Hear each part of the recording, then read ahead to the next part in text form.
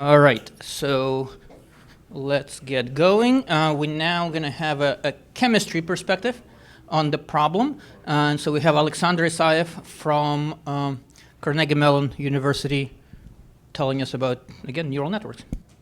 Okay, thank you so much. And I really appreciate an invitation, opportunity to speak here, and generous funding from the mostly chemistry division. So I appreciate Rafa's talk. So as he was talking, I was adding some slides to show you actually two stories. I tried to squeeze in two stories. One, so my lab, I'm a computational chemist by training into quantum mechanics, and now we work on the intersection AI, kind of machine learning, computer science, and chemistry. And the problem and kind of what the question we want to allude is, can a computer learn a chemistry? The overall answer probably yes, otherwise we will not be here. But specifically, can we predict fundamental properties of molecules, things like what is bioactivity, is it toxic, will it react with something, and how, what is pharmacological properties, can we predict various types of spectra? And just to remind you, again, molecules are quantum objects. Therefore, if you really want to describe, their properties, energetic, you typically have to solve something like electronic Schrodinger equations. The problem is, it's numerical. You have to run it on big machines. Therefore, there's always a trade-off. If you have a small molecule, you can solve this equation quite accurately. But if you're dealing with the real materials or, our proteins, then there are a variety of, empirical models, things like force field and molecular mechanics. And therefore, you can put this on the perspectives that, kind of cartoon representation. So we have a scale of our methods, and would be the system size, so the number of atoms or number of electrons, and some kind of metric of accuracy. Therefore, you can have these empirical models that are typically linear. They can be accurate, but overall, there is no way to guarantee transferability and applicability from different applications. Therefore, if you really want to make them make prediction accurate, you have to climb essentially this ladder, the methods, and include more and more rigorous description of the quantum mechanics, go into semi-empirical method, Hartree-Fock theory, density function theory, or maybe couple cluster theory, paying the price of the scaling. So spoiler alert, so this is where machine learning comes in, that you can use this reference quantum mechanical data, and therefore you push, essentially those ML methods into this top left corner, where you combine favorable scaling and approaching, accuracy of quantum mechanics. Excuse me, can I ask a question? Yes, please. I want to ask a question to Slav. Are we allowed to ask questions during the talks or not? Well, if Absolutely. sure, but please use a microphone. I just asked, because with biologists you can ask questions during the talk. Yeah. Why is CCSD more accurate than density functional theory in Hartree-Fock? Empirically, what you can find that, in principle, DFT is exact theory. Well, except for the local density the problem approximation. is exactly in the functional themselves, the particular form of the approximation. Therefore, because we don't know this true functional, what we have, all this B3 leap, they make an assumptions, and therefore, a particular flavor of DFT will make errors in a particular applications. One can be good for energies, other, very bad for barrier heights and things like that. But it doesn't mean that, couple cluster is, perfect. There are a number of approximations.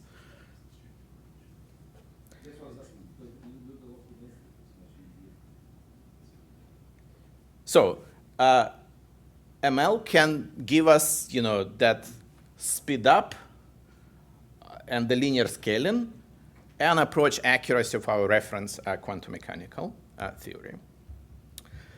So, sorry.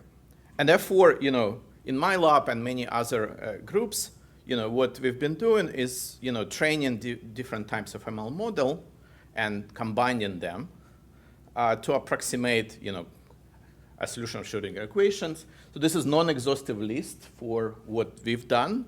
And these very busy slides, but basically, these yellow things would be the inputs and outputs quantities. Blue blocks would be a transformation, mathematical transformation. And green things, those are, building, building blocks from neural networks. We can start from simple things like you feed molecular coordinates, transform them into some kind of embedding representation, feed to the neural network, predict energies. And you can also combine them with physics-based model. For example, I can use a model Hamiltonian, use neural network to predict certain quantities, for example, overlap integrals, and feed them into the model Hamiltonian and get better accuracy by combining, machine learning model and physics-based model. And therefore, a lot of, work is where we strike the balance, is the, simple, fully connected neural network enough? Do we need more fancier neural network, and so forth? So just to show you a couple of things how it works, my work mostly in small organic molecules. Think about drug-like molecules. And those methods are pretty accurate. You can get really accurate representation of potential energy surface of molecules, molecular geometries, basic properties. We can combine neural networks and things, for example, like a transfer learning, and we can learn from several different types of reference QM methods, and we can approach and get really accurate reaction thermochemistry, free energies of molecules in gas. For more practical applications, for example, we can combine those methods.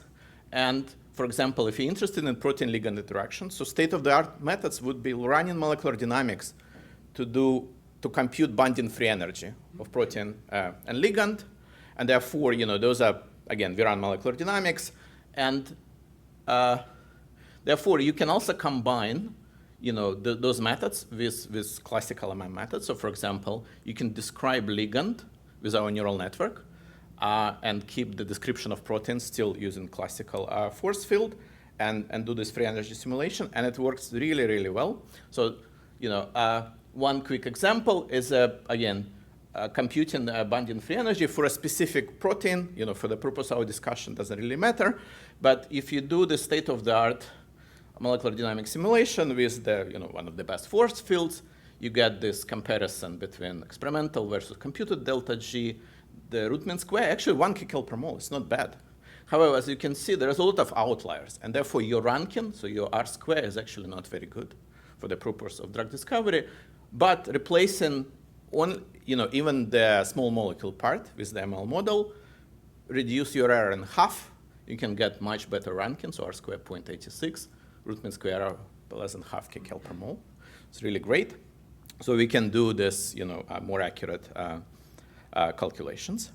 Now, on my second story, what I'd like to kind of show is that, vision, certainly my dream and many other people, is how we can add those ML AI models into design of molecules. And can we really achieve, this AI-driven molecular discovery, maybe in real time? So you can imagine some kind of AI, maybe chemical intelligence, would be your hypothesis generator. What molecule to synthesize next? What experiment to run next? And therefore, you can combine this AI, maybe with upcoming autonomous experimentation system, making this molecule, connecting with the high throughput, can be biological screens in the life sciences, or maybe analytical characterization in material science, and then inform our AI how good or bad this hypothesis was. So, and this is where, I think generative model fits. And again, molecules, you can think about it as molecular graphs. So this is our 2D representations. We shamelessly steal, ideas from the, from the language models that, you can encode molecules actually as the sequence of characters as 1D string. So this is your molecular sentence, or it's called smile strings.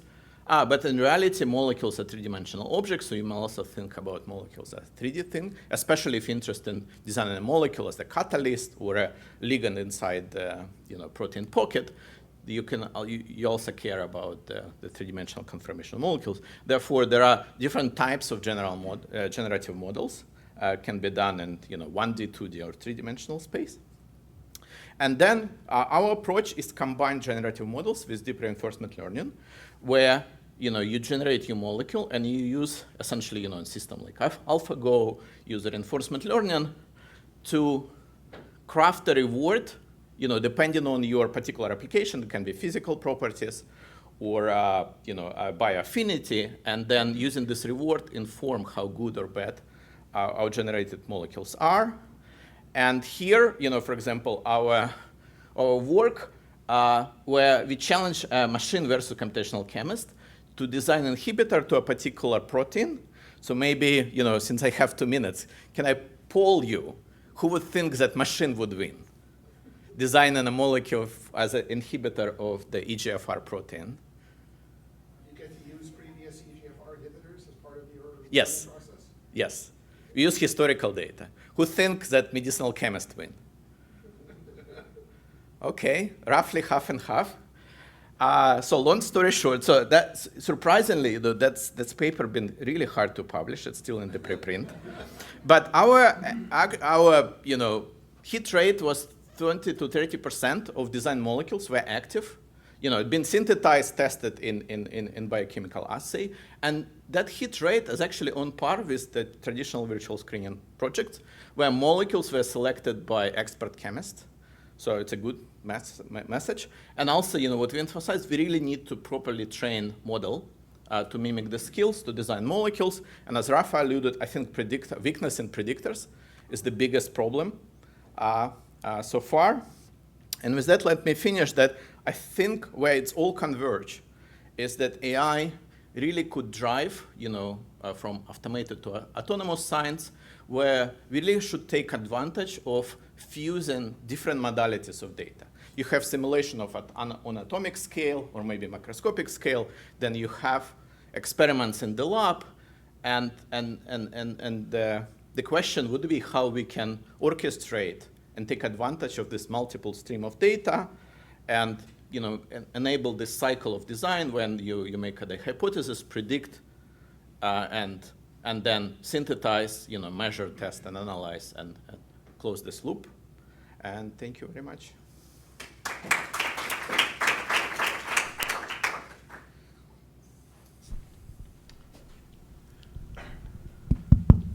This was a very nice presentation, and I have the same question move every year. Most of the time I ask Adrian Rutberg, but I want to ask you now. I think it's impressive how well AI has doing on learning this. When you do this learning, do you have, like, for example, a fixed model where you're just learning parameters, or is more open-end? How much is a mixture of both? And the second question, just to follow up, when you say you make less errors when you're doing the computing of free energy dependence, that's because the force field is worse for the ligand than for the protein. So when you just keep the force field the protein, but the ligand do throw AI, you do better. Is that a problem because your force field for the ligand is bad, or is just because AI is better? Let me answer second question first. Yes. So for ligand, actually force field accuracy is poor, especially for more interesting ligands with polarizable larger molecules and things like that. And the first question, for the first question, the ultimate, if there is one neural network that answer, and get the ultimate performance, I don't think so.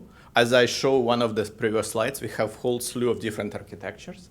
And some of them have certain advantage, simpler, faster, easier to train. But the architecture is like, for example, I have a different set of functions, or the architecture is just a sort of a blind learning on some functions that I have no idea. How much I'm just trying to mixture a set of functions that I put in advance versus I think inclusion of definite, physical symmetries, asymptotical behavior helps. So this domain knowledge, it actually help us.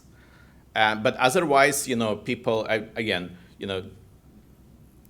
we use certain things, for example, if the long-range interaction are important, then, for example, message passing type of neural network would be advantage because you have this long-range passing of messages that sort of maps, neural network message passing into long-range interaction into materials and things like that. So inclusion, be more clever how to include physics and other constraints actually helps. So now abusing that I have the microphone, just want to follow up. How do you choose which network to use? Basically, how do you make a choice? How complex it has to be, how many tiers, or that's just I get whatever I get on the web and I try? I don't know. It's certainly been a journey. You can do what's called the graduate student descent. So you explore and you challenge students to come up with these clever architectures and but it's also a lot of empirical experimentation. You try that, it works, may not work. And what's the typical network you need these days? Out of curiosity, what's the state of the art? If I'm going to In terms of if I'm going to choose a network to do some learning for myself, what do you have a recipe of what I should use these days? Students. I'm very biased. For example, things what we use may be different what Rafa or Tess uses. Therefore, I can recommend something that we use, but it's hard question. We don't know which one would be or which one is the best. That's domain knowledge right there. That's right. Can you introduce yourself, please, first? Yeah, quick question. Introduce yourself. What? Introduce yourself, and then. Oh, ask sorry, the I'm Chaim Sampolinsky. I'm from Harvard and Hebrew University. Sorry for coming a bit late. So I have a quick question about the bottleneck. What is the bottleneck in this program? In other domains of machine learning applications, data is the bottleneck. How the situation is here? So if you think about connecting with experiment is the bottleneck. It's very expensive to run it in the lab. You have cost of scientists, solvents, reagent, time. With the advancement in big machines, I think data bottleneck in quantum mechanics is not that a problem anymore, unless you really want to run millions of couple cluster calculations.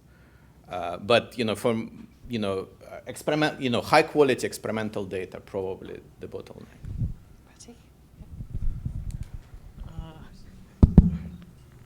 I have a similar question. Again, introduce yourself, please. I'm Pratik Chowdhury. I'm an assistant professor at UPenn. So do you foresee the machine learning models discovering new types of molecules, or do you see the machine learning tools accelerating stuff that you could have discovered using molecular simulations? It's both, because for example, in that exercise, so the ML model come up with the new molecule that chemists then synthesized and we tested.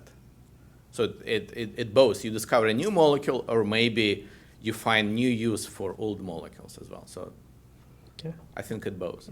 And if I may, I have a tiny question on Jose's question. So all neural networks are universal approximators, especially the big ones being used here. So why would we, or how do you think about one working better than the other? Why should we pick one over the other? Depends on the representation, and I don't know. Rafa, you want to comment? I don't know. The universal approximators in the infinite limit. Yes, in the infinite number of neurons. So yeah, but in the infinite limit, we're all there, right? No, so that assertion is true only for if you could make infinitely large neural networks. Then yes, then they're all universal approximators. But if they're constrained by real world size problems, then there is decisions to be made, right, in terms of sort of scaling. I mean, what you said earlier about the scaling, Annie scales very well, right? That's why he can do proteins and ligands in proteins. There are more accurate models that you can only do 10 atoms with. So all these trade-offs, it's full CI is also perfect information, right? It's just extremely expensive. So I think the infinite limit and the practicality sort of bump into one another. Sorry. Oh. Go ahead. Okay. So my name is Neil Woodbury. I'm from Arizona State University. One of our more flamboyant colleagues, Lee Cronin, has claimed to have sort of made your your slide there where you were talking about the synthetic system there, right? Yes, his computer system. And what's sort of interesting about his approach, which has got lots of aspects to it that I'm not going to go into right now, but is that he tries to measure complexity as a function of time when he is synthesizing things. He's very interested in sort of evolution of life kinds of interests in terms of chemical systems, and asking at what point does chemistry reach a certain level of complexity within a system and becomes effectively life. As I said, he's a rather flamboyant individual. Thinking about what you're doing with now the application of the neural network to that, which in his case is sort of a little different, can you think about this from that point of view of complexity in the neural network and the point at which you can evolve things that will start to become more and more complex and more accurate from that point of view? So I was just interested in your thoughts about that world. That's an interesting question. Yeah, I know, his work. Our interest was, more modest. Can we control a property first? You weren't trying to create life? No.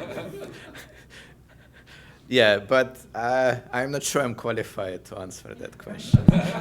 All right, so